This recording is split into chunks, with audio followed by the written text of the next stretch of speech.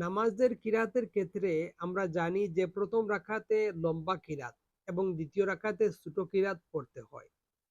তো যদি এর বিপরীতটা হয়ে যায়, অর্থাৎ প্রথম রাকাতে ছোট কিরাত এবং দ্বিতীয় রাকাতে লম্বা কিরাত হয়, তাহলে তার করণীয় কি?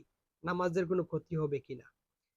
তো এ বিষয়ে আমরা যদি ফতোয়া আলমগীর দেখি তাহলে দেখা যায়, যেটা আমি স্ক্রিনে দিয়ে দেব, সেখানে দেখবেন যে ইমাম মোহাম্মদ রাহিমাহুল্লাহ উনার কথার উপর ফাতাওয়া হচ্ছে। উনি বলছেন যে উত্তম হচ্ছে প্রথম রাকাতে আহ, লম্বা কিরাত এবং দ্বিতীয় রাকাতে তার চেয়ে ছোট কিরাত, এটা পড়া হচ্ছে উত্তম।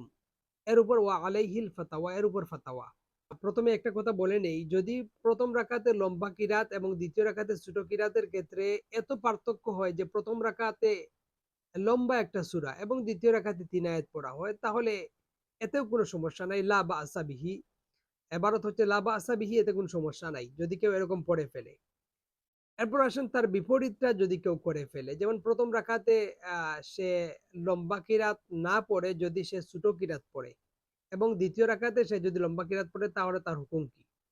এ বিষয়ে ফতোয়ায়ে আলমগীরিতে উল্লেখ করা হয়েছে যে যদি কেউ এরকম করে ফেলে, যদি প্রথম রাকাতে ছোট কিরাত এবং দ্বিতীয় রাকাতে লম্বা কিরাতটা ৩ আয়াতের চেয়েও বেশি হয়ে যায়, অর্থাৎ প্রথম রাকাতের সমপরিমাণের চেয়ে আরো ৩ আয়াত বেশি হয়ে যায় দ্বিতীয় রাকাতে, তাহলে মাকরুহ হবে।